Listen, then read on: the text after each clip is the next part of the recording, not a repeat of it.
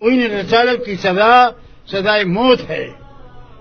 آج پورا یورپ یہ نہیں برداشت کر رہا، سب کچھ برداشت کر رہا ہے، یہ اتفاقی بات نہیں ہے۔ ختم نبوت کا قانون اور توہین رسالت کی سزا یہ مغرب کے ہضم نہیں ہو رہا ہے۔ مولانا سمیع الحق کی شہادت ذمہ دار کون؟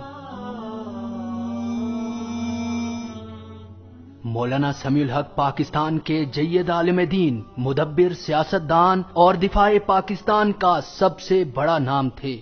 2 نومبر 2018 بروز جمعہ شام کے وقت آپ کو راولپنڈی میں بہیمانہ طور پر چھریوں کے وار سے شہید کر دیا گیا۔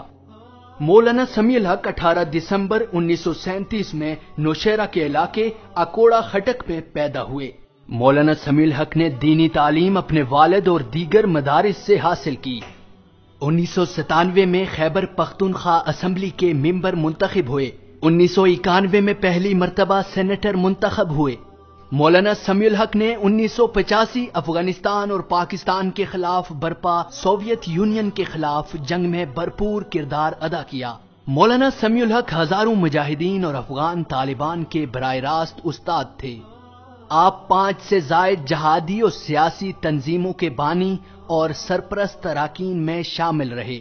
افغانستان میں طالبان کے اقتدار کی آپ نے کھل کر حمایت کی۔ افغان طالبان کے امیر ملا عمر شہید سے آپ کے قریبی تعلقات رہے۔ پاکستان اور افغانستان میں آپ امریکہ اور غیر ملکی طاقتوں کے خلاف تھے۔ خطے میں امن کے لیے آپ نے بھرپور کردار ادا کیا۔ امریکہ نے آپ سے افغان طالبان کے ساتھ مذاکرات کے لیے کئی بار مدد مانگی۔ دفاع پاکستان کے نام سے جنرل حمید گل مرحوم اور دیگر کے ساتھ مل کر آپ نے ملک گیر جلسے کیے۔ پاکستان میں نفاذ شریعت کے لیے آپ نے بھرپور جدوجہد کی۔ ضیاء الحق شہید کی مجلس شورا کے رکن رہے۔ 1991 میں سینٹ میں شریعت بل پیش کیا۔ 81 سالہ مولانا سمیع الحق شہید 72 سال تک درس و تدریس سے وابستہ رہے۔ قرآن کریم کے 26 پاروں کی تفسیر لکھی، دیگر کتابیں لکھی۔ 50 سال تک ماہنامہ الحق کے مدیر رہے۔ پسماندگان میں 2 بیویاں، 4 بیٹے اور 6 بیٹیاں سوگوار چھوڑی۔ آپ کی شہادت پر سب سے زیادہ خوشیاں انڈیا، ایران، امریکہ اور افغانستان کی کٹ پتلی حکومتوں نے منائی۔ ماہرین کے مطابق آپ کی شہادت کے پیچھے پاکستان کے دشمن کا ہاتھ ہے۔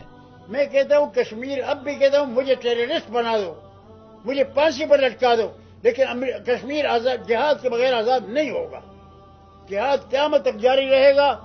تم جو بھی زور لگاؤ مصالحات اور مذاکرات اور کر، یہ کافر لاتوں کے بت باتوں سے نہیں مانیں گے، اور تمہیں جہاد کی ضرورت پڑے گی۔ جہاد کو تم نے گالی بنا دیا، اور پھر اسی جہاد کے لیے تڑپو گے، ترسو گے۔ ایک مسجد میں ایک جرنیل جائے گا، کرنیل جائے گا اور مولوی کو منت کرے گا کہ مولوی صاحب خدا کے لیے جہاد کی بات کرو۔ آج مولوی جہاد کی بات نہیں کر سکتا ہے۔